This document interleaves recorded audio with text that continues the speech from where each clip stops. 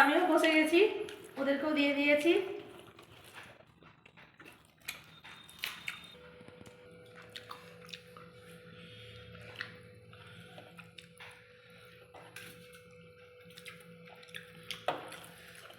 নতুন আলু খোসা সমেত হেভি লাগে, স্বাদই আলাদা। খোসা সমেত নতুন আলু।